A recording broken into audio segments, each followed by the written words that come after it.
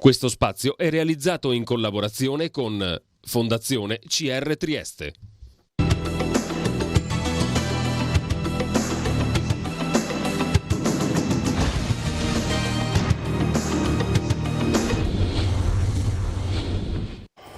Buon pomeriggio, benvenuti a un altro appuntamento con Trieste in diretta. Quest'oggi stiamo assieme, come sempre del resto, per un'oretta circa. Nella seconda parte parleremo di questa dell'iniziativa Mare Dire Fare, già è complicato di per sé. Nella prima parte invece parleremo di un'iniziativa del liceo musicale Carducci Dante che si è tenuta già diciamo, la prima parte dedicata proprio alle scuole ieri, la seconda parte invece si terrà domani ed è molto, molto bello, devo dire la verità, che il Carducci Dante ricordi Lelio Luttazzi. L'iniziativa si chiama A Tempo di Lelio, ne parliamo con il professor Michele Gallas e il professor Andrea Zulian, che sono appunto docenti al Carducci Dante e che sono tornati nei nostri studi. Allora, dicevo, è bello, no, che questa figura sia ricordata da una scuola, insomma. Chi non ha dimestichezza col Carducci Dante musicale può pensare che insomma, si studi solo, chiedo scusa, musica classica, musica diciamo seria, posto che non esiste musica che non sia seria, ma questo è un altro discorso. Invece voglio dire, proprio, insomma, è bello sottolineare questa vostra iniziativa. Chi dei due risponde per primo? Gallas, per ordine alfabetico. Per alfabetico, sì, ok. Tanto buonasera e buon pomeriggio a tutti. Sicuramente sì, è molto interessante che ci sia questa pluralità di scelta, no? Si può fare musica classica, ma si può fare anche musica jazz, anche musica leggera tout court, tra virgolette. Quando il Ministero, perché questo progetto è finanziato da un bando ministeriale, ha emanato questo bando per un progetto jazz con il professor Zulian e insieme alla dirigente anche, e soprattutto è una cosa nata dai ragazzi, quella di celebrare e ricordare degli Luttazzi. Magari però passo la parola al professor Zulian, che è lui chiaramente referente del progetto. Buonasera. Sì, è un progetto trasversale, nel senso che coinvolge i ragazzi dalla seconda alla quinta, stiamo parlando del liceo. Quindi parliamo non ha la seconda, quinta, vuol dire secondo anno, ultimo anno, non c'è la distinzione del ginnasio a cui ero abituato io. No.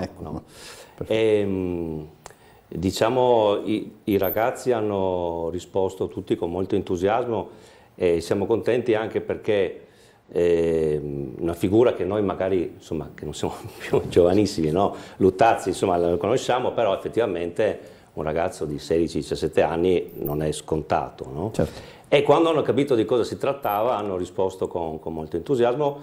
Ci sono tanti partecipanti sia nel gruppo jazz, che in questo caso è stato ampliato anche di qualche strumento, e anche diversi cantanti delle varie classi. Anche chi non ha partecipato sotto altra forma. Per esempio il titolo A Tempo di Lelio è il risultato di una specie di sondaggio fatto nella seconda M, perché i ragazzi hanno anche visitato lo studio Luttazzi, che si trova all'interno della biblioteca Stelio Crise. Dove domani, tra l'altro, esatto, si terrà... Domani, tempo permettendo, suoniamo nel giardino. Però, ho capito. Però, insomma, sì, il posto è quello lì. E quindi hanno fatto una specie di sondaggio in classe per decidere, per proporre, insomma, no? Il titolo. È uscito questo A Tempo di Lelio, che insomma mi sembra molto, molto significativo. Tra l'altro, quando si parla di Luttazzi dal punto di vista prettamente musicale, perché insomma, sappiamo che Luttazzi è stato forse un fenomeno per certi versi abbastanza indescrivibile all'interno del mondo dello spettacolo italiano, perché altrove determinate figure in grado di condurre una trasmissione, suonare eccetera, forse, ma è che non è che mi vengono tanto in mente, se devo essere sincero. Nat King Cole, tipo, ma siamo a quei livelli lì. Come? Nat King Cole. Sì, però è l'aspetto conduttore che lo fa anche, io ricordo le sue puntate di ieri e oggi, fu anche una spalla notevole di Salce a Studio 1, Noschese, insomma, voglio dire, è difficile da scrittore anche. Scrittore. Scriveva benissimo. Tra l'altro, diciamo, poi fu anche in un film che fa parte della storia del cinema, che è L'avventura di Antonioni, e in un bellissimo film di Dino Risi che si chiama L'ombrellone, che racconta le vacanze di massa alla fine degli anni 60 in Riviera Romagnola, a Riccione, che è un film bellissimo che consiglio a tutti quanti di trovare, si può, è su Rai Play. Però voglio dire, quando noi parliamo dell'aspetto musicale, non dobbiamo dimenticare che c'è il jazz alla base e forse anche lo swing, se vogliamo, che poi con il jazz magari viaggia parallelo, adesso io non mi addentro in queste storie, però lì siamo, insomma. Sì, la matrice è sicuramente quella, no? Però il jazz, nei giorni scorsi così ragionavo un po' come alcuni personaggi degli anni 50, no? Collochiamolo lì, anche se aveva una carriera più lunga, però non so, Buscaglione o Carosone, no? Come il jazz arriva dopo la seconda guerra mondiale, come lo interpretano, no? Sì. Sono personaggi inimitabili, perché ognuno, cioè, non si può, non so se ho reso l'idea, no? Sì. Quindi interessante anche questa cosa qua.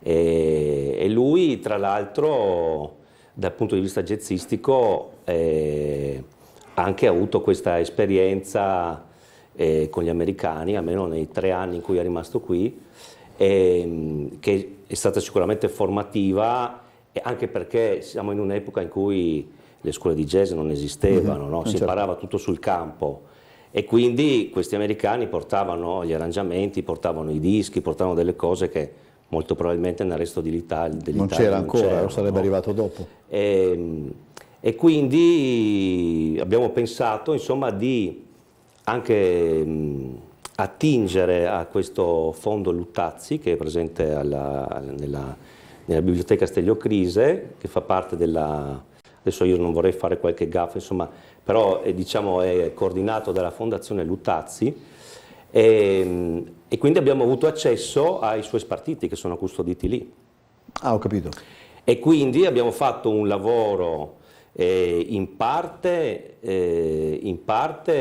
diciamo, modificando degli arrangiamenti per adattarli alla formazione che abbiamo noi nel liceo, il gruppo jazz del liceo, e alcuni invece sono esattamente originali. Abbiamo trovato un arrangiamento di 2 brani scritti nel 1946 da Luttazzi, edizioni Fortissimo, con sede in Via delle Docce. Io sono andato a vedere, è una casa, ok? Ah, ho capito. Perché facevano così, no? Per avere i soldi delle edizioni, uno dei musicisti che abitò là, mettiamo, no? Sì, Via delle Docce uno non penserebbe mai. Esattamente quello. E quindi abbiamo trovato 2 arrangiamenti, in realtà sono esposti nella bacheca, ma io ho provato a cercare se esistono questi brani nella rete, non ci sono.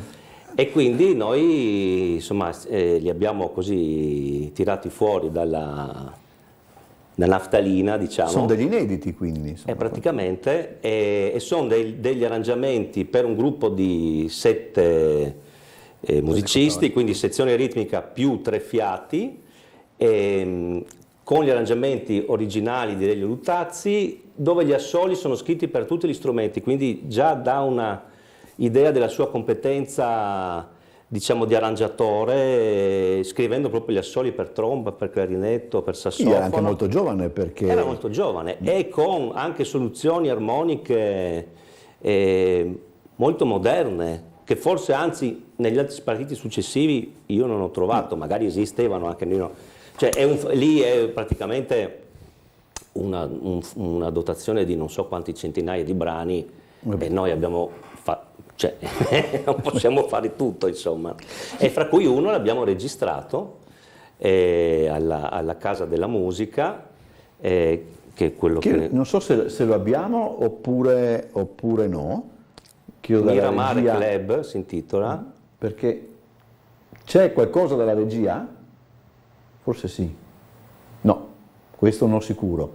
Vabbè, vediamo avanti, magari lo riprendiamo. Perché no, sì. Prego. No, diciamo che questo progetto si articola su due filoni, diciamo così. Da una parte l'esecuzione dei brani di Luttazzi, lo studio prima e poi l'esecuzione dei brani di Luttazzi, anche beneficiando dell'apporto di docenti esterni, esperti jazzisti, che hanno, diciamo, approfondito singolarmente, quindi spero di non dimenticare nessuno, Eleonora Lana per la voce, Matteo Sacilotto alla chitarra jazz, Alessandro Vodopivez al pianoforte, Igor Checchini alla batteria, e io ho curato la parte del contrabbasso jazz,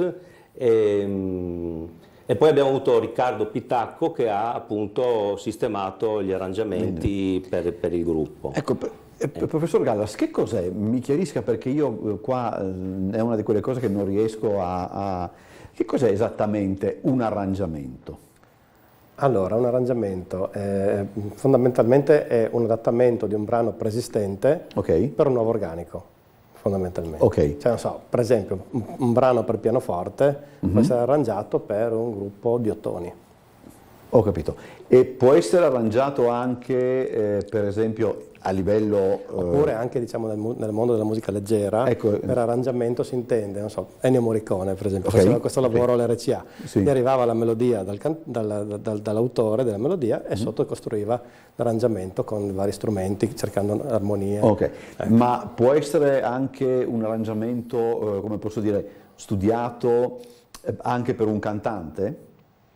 O non necessariamente? Allora, sì, ci sono dei casi in cui, per esempio, un brano strumentale a cui viene appiccicato un testo si trasforma in un brano vocale. No, perché sto pensando per esempio al lavoro che su Sinatra fecero gente come, non so, Gordon Jenkins, Nelson Riddle, eccetera, se quelli sono arrangiamenti fatti, diciamo, per lui.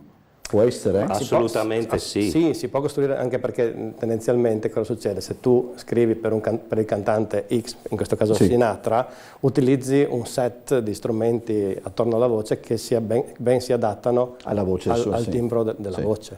Tanto nel caso di Sinatra si parla addirittura di voce strumento. Assolutamente creare degli arrangiamenti ad hoc. Ho capito. Poi c'è il discorso della tonalità, no? Ogni cantante ha la sua tonalità, no? Per esempio anche Sinatra aveva il suo pianista Bill Miller che trasportava tutto. Bill Miller mi pare, sì. Quindi prima lui per fare un album, diciamo, lui dava una rosa di titoli, no? Poi li provava col pianista, vedeva un po', il pianista poi capiva la tonalità sua e poi sulla base di quello poi i vari arrangiatori... Ma poi gli arrangiamenti, come posso dire, rimangono? Nel senso, se uno dice voglio questa canzone con l'arrangiamento, mettiamo per rimanere in tema, di Nelson Riddle, lo trova. Ma questi si trovano oramai. Si trovano e poi si trovano anche in varie tonalità, come diceva il professor Zulian prima. Perché è una cosa che non riesco a... Io per esempio non riesco a capire il discorso della tonalità. Da perfetto stonato la tonalità, non riesco questa a... cosa qua il professor Gallas, che è cantante, sicuramente ne sa più di me. Il problema è il range, no, vocale. Se uno ha delle note molto basse e non ha degli acuti, può cantare la stessa melodia, sebbene stia in un ambito abbastanza definito, un po' più in basso, un po' più in alto, in maniera di non sforare in alto o di non sforare in basso. Ecco, io non riesco e poi tante volte capita anche che magari per una melodia molto estesa nell'arrangiamento vengano girate le ottave, si chiamano, cioè certe note vengono fatte l'ottava bassa o l'ottava alta per non sforare. Un mio amico con cui una volta ho visto sempre su YouTube una partecipazione di Sinatra ad uno spettacolo musicale, è rimasto folgorato dalla capacità che Sinatra aveva in quel di passare senza soluzione di continuità dal dialogo al brano cantato, e questo mi ha detto forse tu non ti sei reso conto di cosa ha fatto sto qua, che senza il minimo sforzo, ma quelli sono probabilmente ne nasce uno ogni... Uno ogni, sì. Ce ne nasce Stiamo uno parlando ogni, di proprio veramente ai vertici assoluti. Tra l'altro poi Luttazzi fu appunto molto influenzato da un certo tipo di musica, qui siamo magari già negli anni 50 eccetera, che guardava anche alle esperienze appunto di queste grandi orchestre. No, lui proprio nel 48 ha formato la prima, lui è andato via da Trieste credo nel 48 con Teddy Reno, e poi in quegli anni subito dopo ha formato la prima orchestra ritmo-sinfonica, che poi sono quelle orchestre che si sentono in quei dischi di Frank Sinatra, di Bing Crosby e di tutti quei personaggi lì, no? Che però in Italia non esistevano, quindi lui è stato un precursore anche in quel senso lì. Ecco, i giovani, questo è anche interessante, no? Perché io devo dire la verità, battaglio anche, ma ormai è una battaglia persa per dire la verità, con parenti e anche con colleghi, per quanto concerne diciamo, un passato non tanto prossimo. Cinematograficamente parlando faccio fatica a convincere qualcuno a vedere un film degli anni 50, 60 eccetera, poi magari lo vedono e rimangono conquistati, però diciamo la verità è un po' difficile convincerli. Mi pare di capire che qui non è stato affatto difficile, che già avevano diciamo delle infarinature, è anche logico. Ma per dire la verità. Secondo me no, però quando hanno capito di cosa si trattava, cioè, si vede che è scattato qualcosa. C'è comunque una certa vitalità, no? Generalmente nei brani di Luttazzi, sì, no? Che siano, sì, è vero. Cioè, non in tutti naturalmente, abbiamo trovato anche dei brani, un brano che si chiama Tristemente, mai sentito, bellissimo, con delle armonie molto complicate, però generalmente i brani sono... Sì. Ma sì, bisogna dire secondo me che sicuramente i ragazzi quando hanno capito di cosa si trattava hanno partecipato, ma fondamentalmente bisogna dire che c'è già all'interno dei corsi curricolari c'è già un gruppo jazz stabile. Sì, quindi no? certo. Però questo gruppo jazz in questo progetto si è ampliato e anche di molto, perché per esempio diversi cantanti, anche i miei allievi che fanno fondamentalmente canto classico, si sono avvicinati al mondo del jazz grazie anche a Leonora Lana, insomma, che ha fatto delle lezioni di canto specifico, e allargandosi questo gruppo è riuscito a creare qualcosa di più vitale, proprio come diceva il professor Zulia, no? C'è chi si vede proprio nel liceo, no? Che c'è gente che gira, no, vado a jazz, vado qua, e quindi è tutto, no, sì, è bellissima sta cosa. Mi ricordo quando io studiavo all'università e studiavo storia del cinema, io arrivavo con i miei bei libri, uno su Spencer Tracy, uno su Katharine Hepburn, e i miei colleghi erano impegnati in datazione di quadri, eccetera, eccetera, per la tesi, e mi dicevano beato te che devi... Senza dimenticare che tra l'altro in quegli anni non esistevano ancora i VHS, o quantomeno si stavano appena affacciando, io molto spesso dovevo andare a memoria per ricordarmi dei film, eccetera, perché lì era ancora, circolava poca roba, insomma, per cui... Oppure un'altra cosa che mi viene in mente, una mia allieva di canto, tra un Caldara e un Mozart mi ha messo in mezzo lo spartito di Luttazzi, e quindi funziona bene, insomma, ha un che di... Cos'è? Sentivo prima, poi a me interessano queste cose, il canto jazz è diverso c'è qualche particolarità? Ripeto, io sono, tanto per utilizzare, un utilizzatore finale della musica, eccetera, quindi ascolto molto soprattutto questo periodo, però certe cose non riesco a... Mi fa una domanda un po' difficile, nel senso che per quanto mi riguarda la tecnica di base è la stessa. Sì. Tanti insegnanti nel canto jazz non pensano così. Ma vabbè, insomma, non sono opinioni, è così. La tecnica di base è la stessa, poi si può declinare un certo tipo di emissione e aggiustare delle cose, perché chiaramente l'espressività jazz richiede, non so, delle messe di voce particolari, degli effetti particolari vocali che il canto classico non richiede, o comunque insomma bisogna specializzarsi, ecco, non è così semplice. Ma dunque il fatto è che anche il modo di stare sul tempo, no? Dei cantanti, infatti Sinatra era molto apprezzato dai jazzisti. Sì, questo so. Poi con quegli album Count Basie, no, quelli sono veramente il top dei top. A me non piace molto quello con Duke Ellington, non so perché. Non è allo stesso livello. Non riesco a farmelo piacere, se devo essere sincero. Però quella generazione lì è cresciuta negli anni 30, Sinatra con l'orchestra di Harry James, Ella Fitzgerald con Chick Webb, e quindi cantavano ogni giorno, sì. E rubavano, questo lo diceva anche Ella Fitzgerald, rubavano dai fiati, cioè il modo del fraseggio. Ella Fitzgerald ha detto una cosa tipo: ho rubato da tanti musicisti, rubato nel senso, no? Sì, certo. Ecco, ma principalmente dai fiati, quindi l'emissione, gli effetti, no? Perché nel jazz non c'è, o perlomeno nel jazz di quegli anni, il concetto della purezza in senso estetico, no? Sì. Ma più dell'espressività. Questo è una cosa che deriva dal blues e magari anche da prima, no? E quindi è l'espressività che conta, il modo di stare, per non parlare poi di quelli che improvvisano, tipo la Fitzgerald, Mentor Me, e lì bisogna essere dei musicisti, se no si va.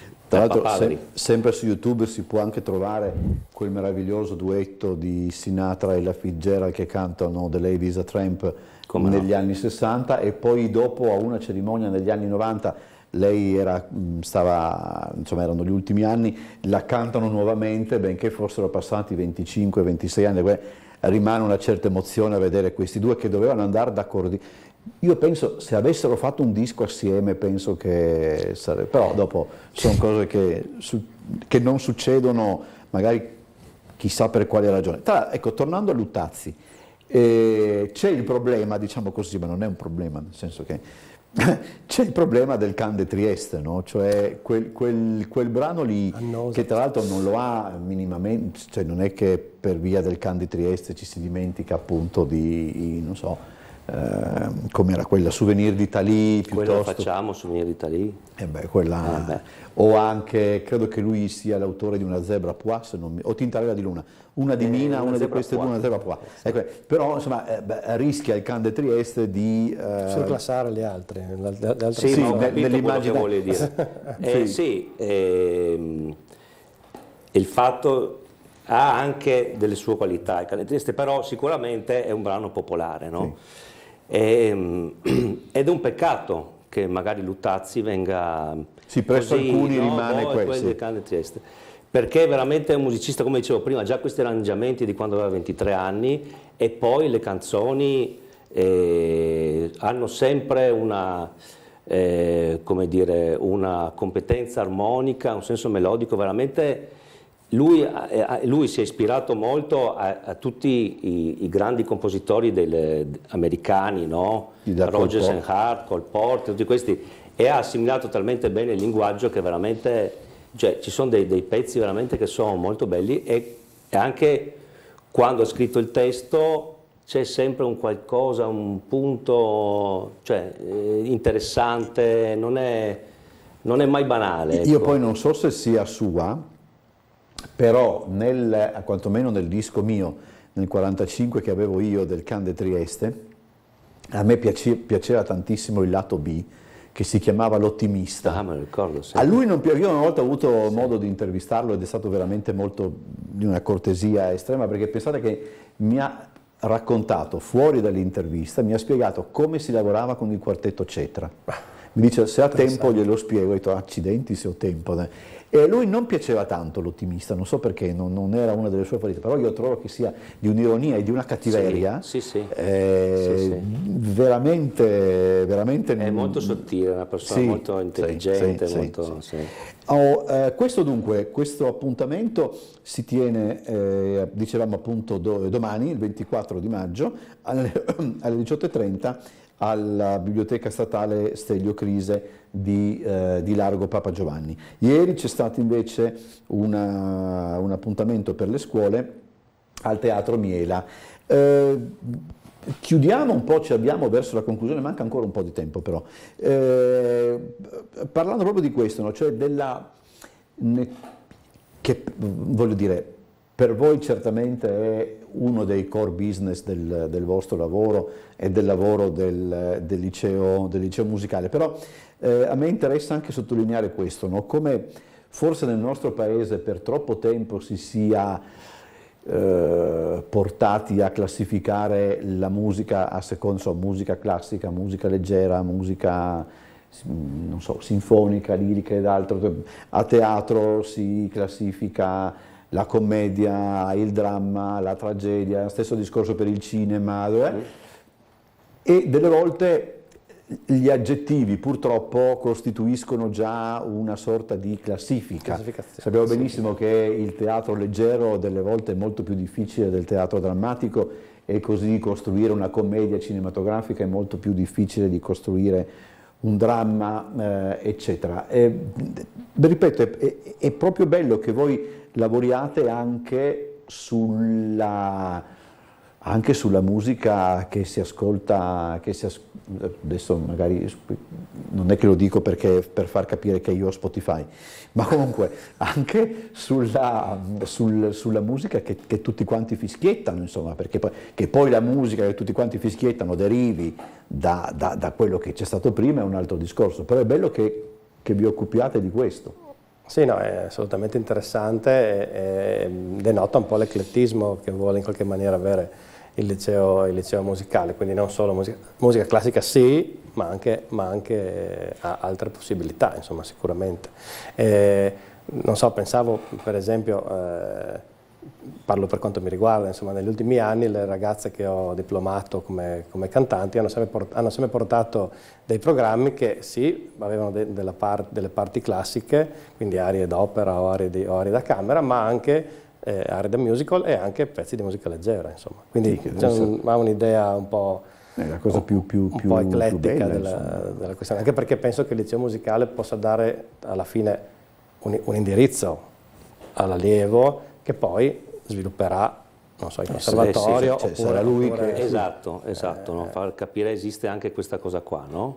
Sì. Cioè questo genere, questi altri generi, non c'è solo la musica classica, poi magari qualcuno potrebbe anche sceglierlo come percorso e andare avanti professionale, sì, perché no? Intanto ha le basi della musica classica, no? E poi...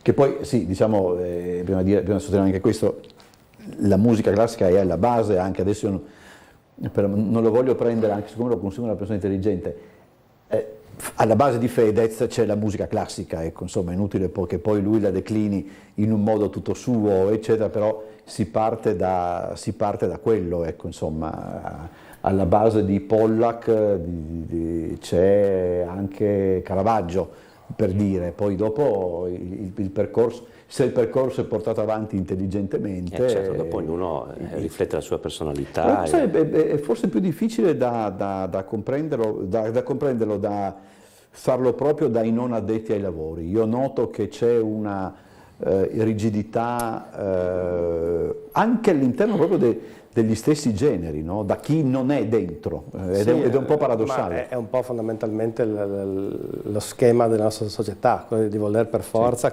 catalogare e dividere tutto, no? E soprattutto poi andare ad analizzare perfettamente, tu sei A, B, C, sì. A1, A2, A3, cioè è un po' un sistema molto scientifico, però scientifico vissuto in maniera un po' riduttiva, sì, esattamente. Non so se questo si verifica anche negli altri paesi, perché siamo anche portati a pensare che da noi succedono le peggio cose e magari capitano anche in Francia. Potrebbe darsi.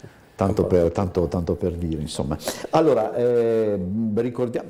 Io volevo solo dire una cosa, Prego. che esiste questo studio Lutazzi dove c'è praticamente i suoi oggetti, insomma i suoi spartiti, le sue foto, dei contenuti multimediali che si trova proprio alla biblioteca, dentro la biblioteca Stelio Crise. E quindi domani, se qualcuno vuol venire al concerto, può venire un po' prima e visitare, così vede anche lo studio. Sì, è giusto. Questo è anche, io mi ricordo una volta c'era una mostra su Lutazzi al Magazzino delle Idee, quando era ancora utilizzato dalla provincia. Ma probabilmente è la stessa che è diventata stabile, non lo so, questo non lo so. Il Magazzino delle Idee utilizzava delle volte, la provincia lo utilizzava per fare anche delle conferenze, per presentare cose, eccetera. E io devo dire la verità, tranquillamente ho preso il comunicato stampa, c'era l'operatore che faceva le immagini e io mi sono divertito a vedere la mostra, non l'ho lasciato perdere, ecco. Ogni tanto insomma c'è questo rischio anche in alcune sedi. Grazie allora al professor Gallas e al professor Zulian per essere stati con noi, ricordo ancora l'appuntamento di domani alle 18:30, complimenti a voi ma anche a tutti i ragazzi e alle altre persone soprattutto ai ragazzi, perché questo è un lavoro dei ragazzi fondamentalmente. Tra l'altro la preside un giorno mi ha detto venga a vedere la sua vecchia scuola e io un giorno verrò un attimo giusto per vedere, ecco, insomma, ma sono contento di sapere che è molto attiva anche in questo tipo di iniziative. Ci vediamo dopo la pubblicità cambiando argomento.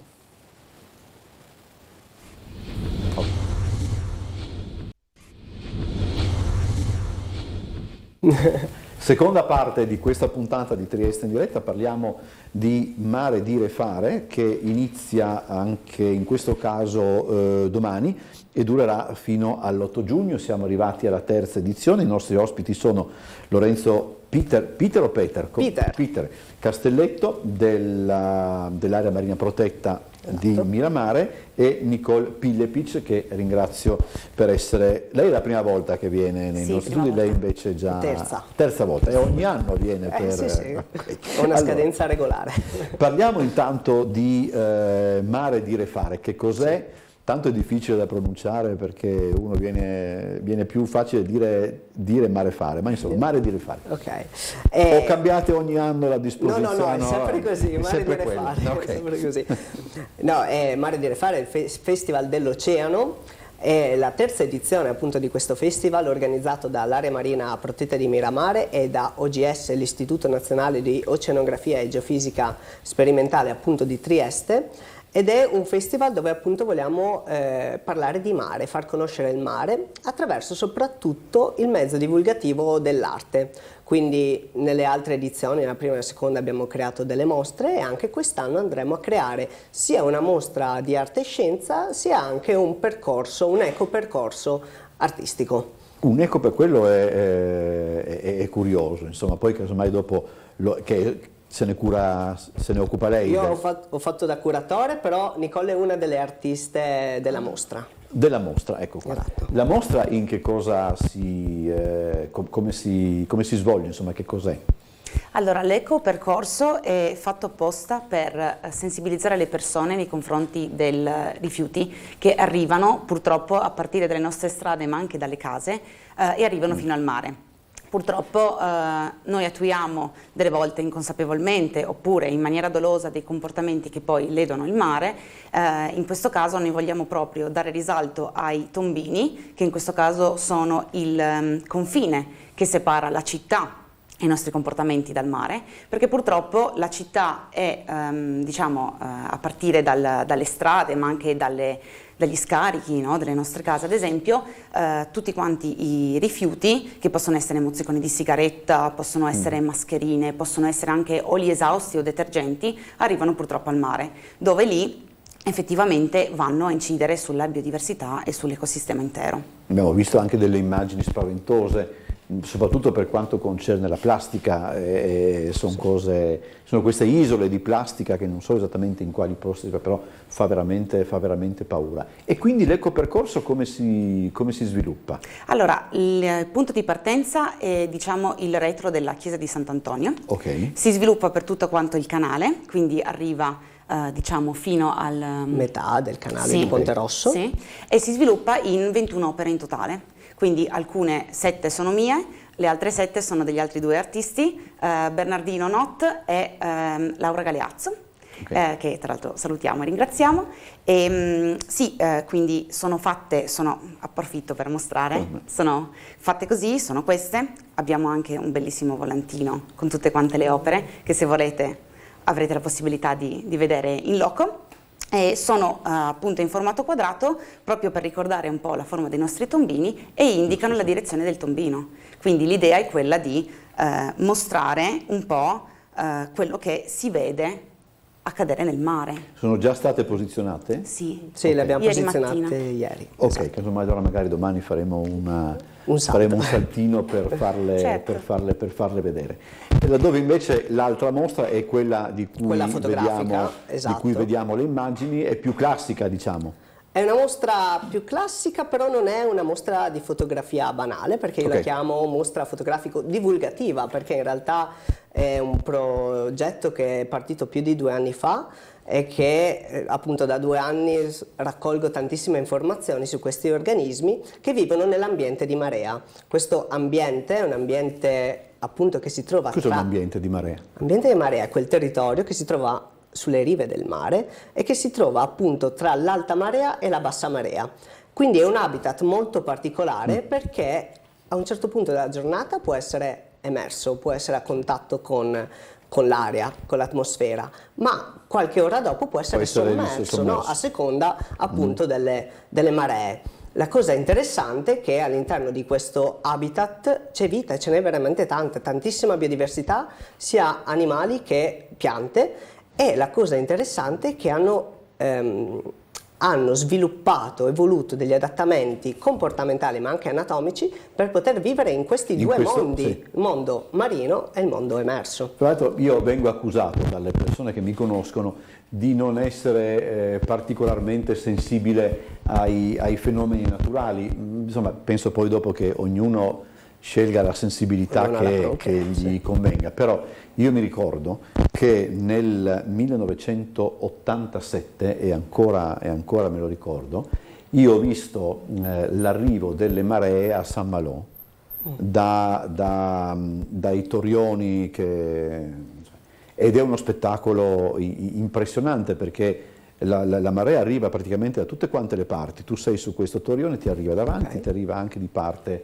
eccetera. E poi dopo lì vicino c'è anche Mont Saint-Michel che è famoso e anche là mi sembra che eravamo arrivati fino ad un certo punto, poi dopo credo che insomma anche lì è una delle cose più belle a cui mi sia capitato di assistere, insomma. Quindi quando mi dicono queste cose dico no, perché questo ho visto e questo mi è piaciuto. Immagino che quelle poi siano appunto luoghi dove questi fenomeni si verificano alla grande. Ovviamente Mont Saint-Michel è famoso per questo fenomeno e anzi loro sono a diretto contatto con l'oceano, quindi le masse d'acqua dell'oceano sono molto più ingenti rispetto al Mar Mediterraneo. Però devo dire che l'Alto Adriatico, che appunto è inserito all'interno del sottotitolo del progetto perché è l'ambiente di marea dell'Alto Adriatico, è uno dei punti dove abbiamo questa escursione di marea veramente importante all'interno del Mediterraneo. Quindi in realtà nel nostro piccolo bacino di mare chiuso questo è il punto più importante di questo habitat. Qual è la zona diciamo dove maggiormente si verifica appunto tutto ciò? Golfo di Trieste. Tantissime fotografie sono state fatte all'interno dell'area marina protetta, ma anche lungo la zona costiera, alcune anche in Slovenia, Croazia e in Veneto, quindi proprio zona dell'Alto Adriatico, però ovviamente il punto più a nord, che quindi siamo noi nel Golfo di Trieste. Monfalcone. Esatto, sì, Monfalcone, tantissime foto sono state fatte a Monfalcone. Perché il sindaco di Monfalcone insiste tantissimo su questo, anche perché adesso quella zona viene tutta interessata da una serie di interventi eccetera, quindi per questo so che Monfalcone c'è tantissima biodiversità, anche pericolo di estinzione in zona di Monfalcone, sarebbe proprio da proteggere. Ok. Allora, invece per quanto riguarda le opere che compongono l'ecopercorso, 3 siete gli autori, no? Esatto. Ok.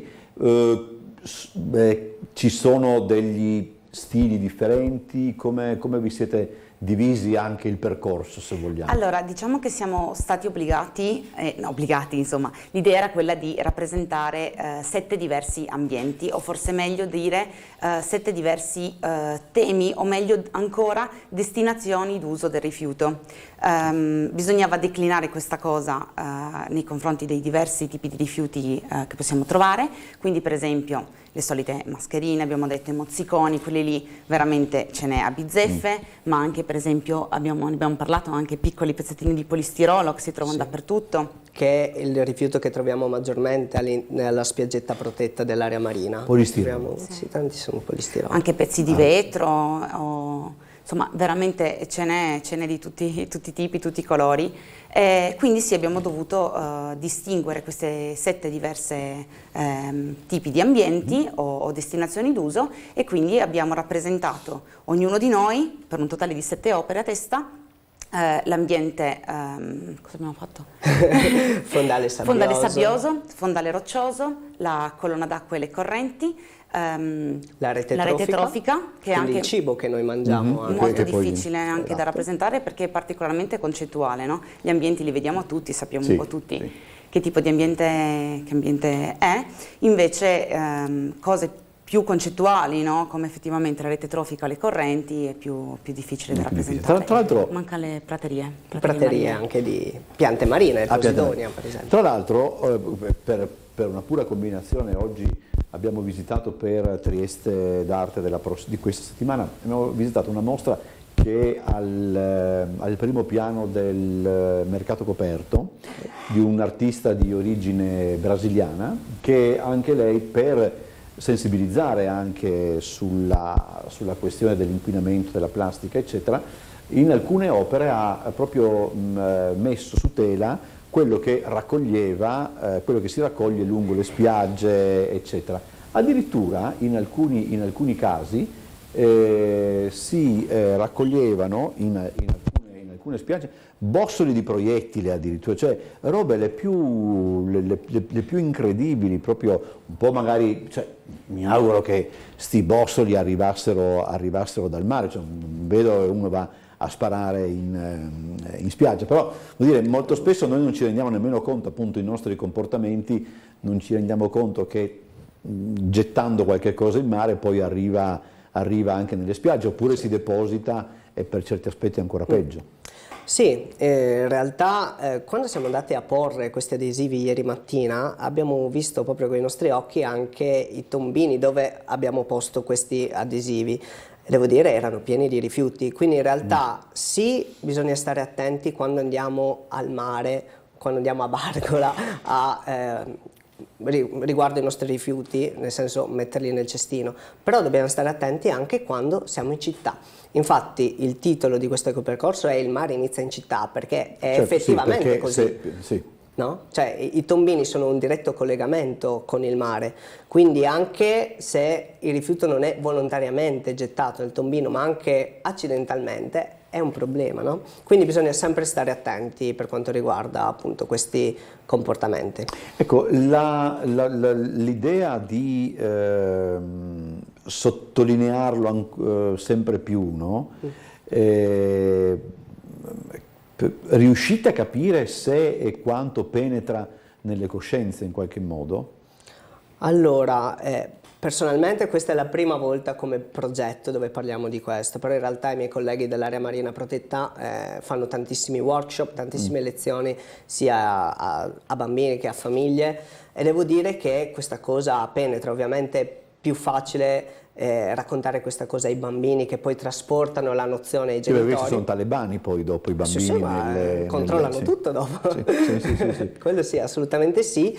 E ovviamente in realtà facendo anche personalmente pulizie di fondali e di spiagge, devo dire che la quantità di rifiuti è veramente alta, e io in realtà spero proprio che questa concezione, questa attenzione verso i rifiuti sia anche una priorità giornaliera di tutti noi. Ma ripeto, quelle immagini che credo abbiamo fatto vedere proprio in occasione, avevamo ospite qualcuno dell'OGS che ci ha portato queste immagini di queste isole di plastica, eccetera. Devo dire la verità, dovrebbero essere fatte vedere addirittura con maggiore frequenza, proprio per fare in modo che ci si renda conto ancora di più. Del resto poi è anche vero che al di là di ecco, la questione delle mascherine, l'hanno detto subito, devo dire la verità, appena venuto fuori, vedrete che poi diventerà un problema lo smaltimento, perché è di fatti poi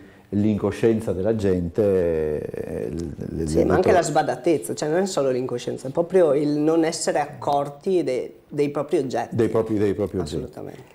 L'arte e la denuncia, diciamo così, non sono due concetti che viaggiano normalmente di pari passo, però un compito dell'arte probabilmente è anche nel momento in cui l'arte fa vedere delle cose, diciamo, quasi automaticamente poi denuncia anche le cose che non vanno. Assolutamente sì.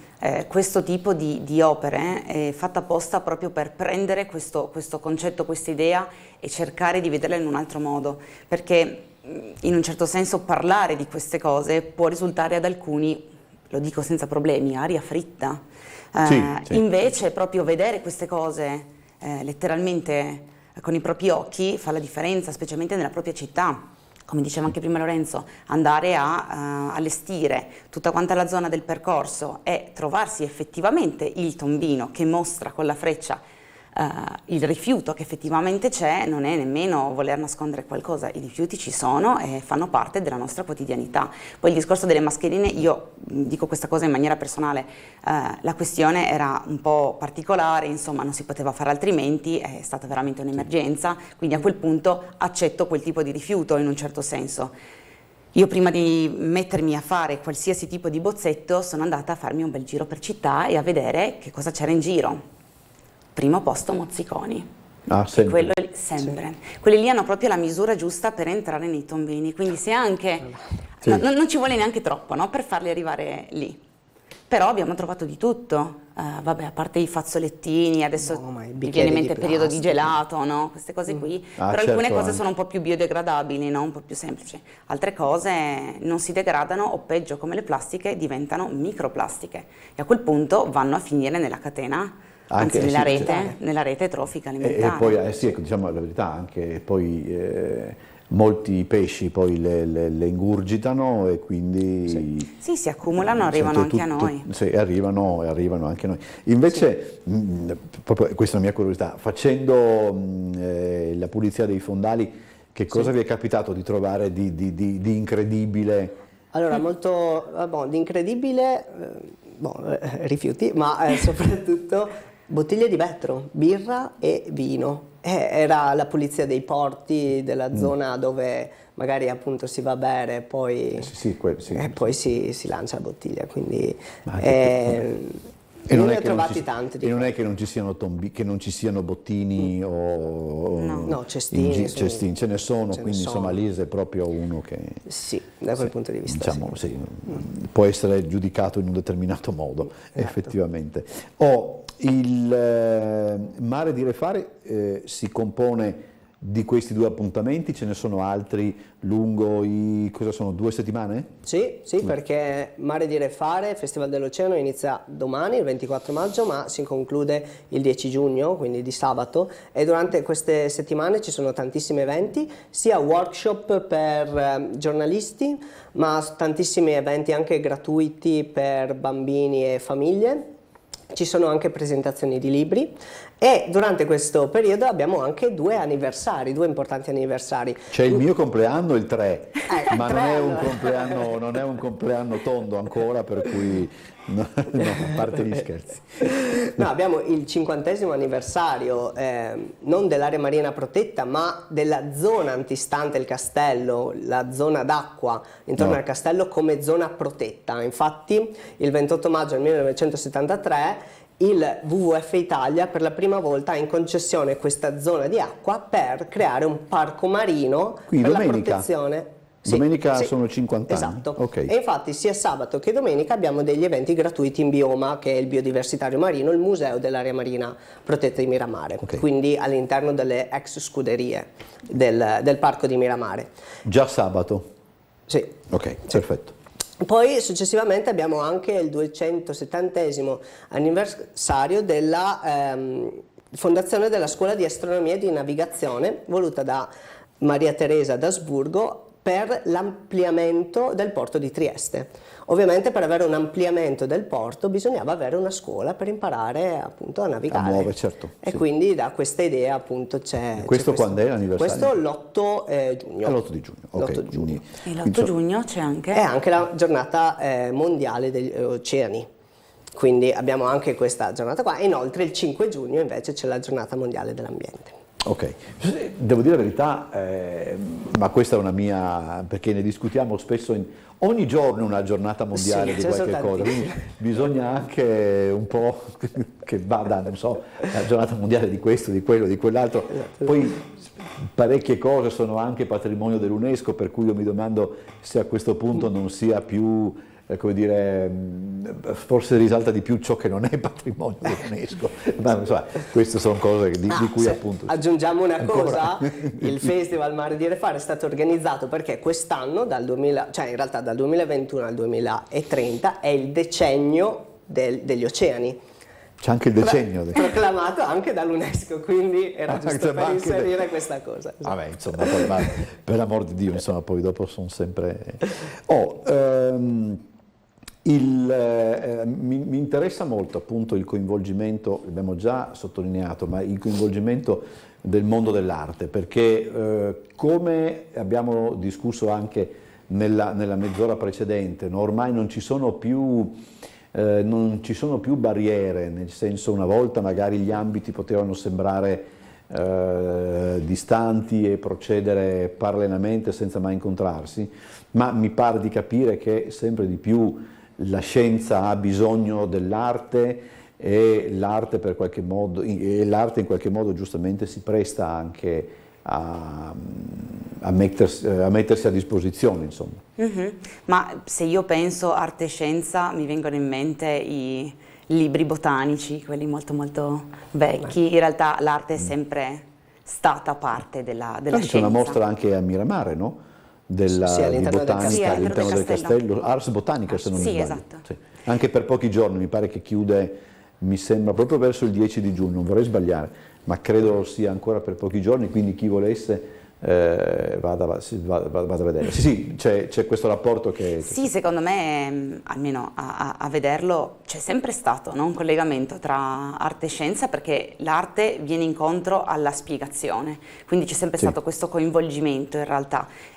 Pochi erano quelli che una volta si potevano permettere di studiare, magari avevano manualità, negli anni costruivano, realizzavano questi bellissimi tomi illustrati, oramai è diventata una cosa un po' più alla mano, basta avere carta e penna, basta avere oramai un computer o un iPad o insomma qualsiasi strumento digitale per fare arte. Questo però non vuol dire che per forza l'arte possa colpire, quindi certo bisogna mettersi d'impegno, realizzare qualcosa di bello, però che abbia anche un suo significato, e in questo senso abbiamo avuto anche un coinvolgimento da parte dell'OGS e dell'area marina protetta, che ci ha fornito gli strumenti necessari anche per avere le nozioni giuste proprio per realizzare questi lavori.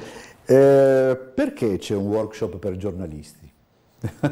Perché diciamo che è il ruolo che è diretto per appunto l'informazione su grande scala, quindi chi meglio se non un giornalista come studente, mi sembra benissimo, no? La domanda era fatta apposta per arrivare a questo. Perché a livello scientifico ci sono delle nozioni ovviamente anche non solo difficili ma anche complesse da interiorizzare. Quindi creare dei workshop per poter semplificare lo studio del giornalista credo che sia una cosa molto, molto bella da fare e anche necessaria, perché appunto noi aiutiamo i giornalisti a raccontare le cose giuste riguardante il mare.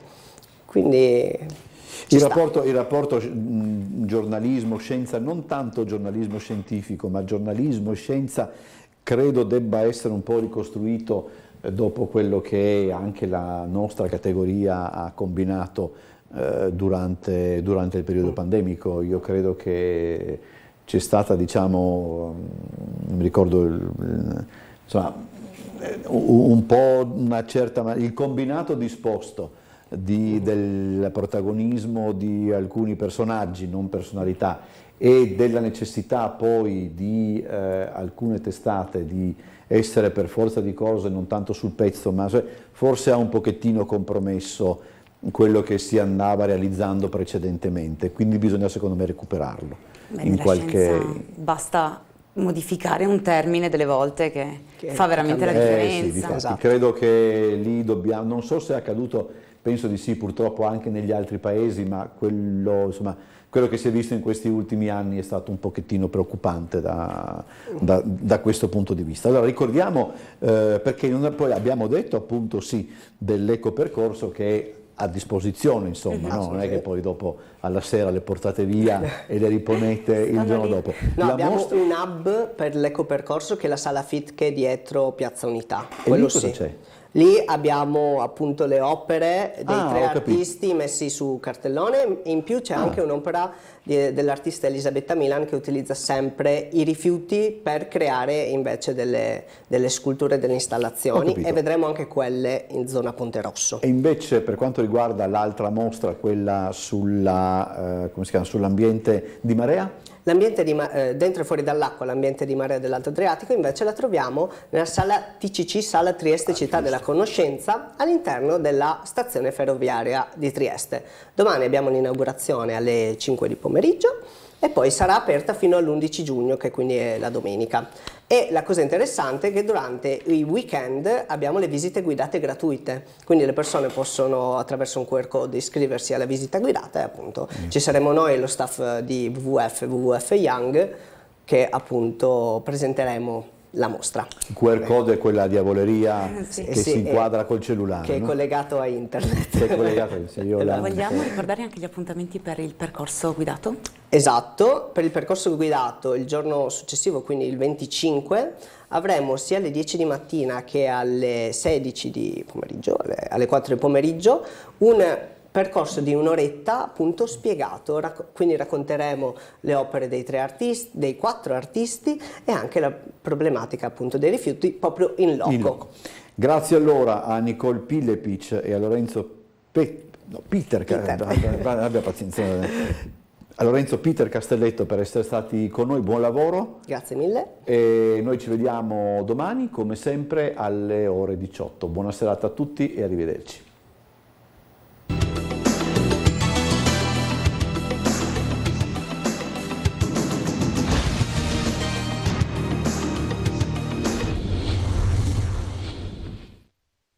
Questo spazio è realizzato in collaborazione con Fondazione CR Trieste.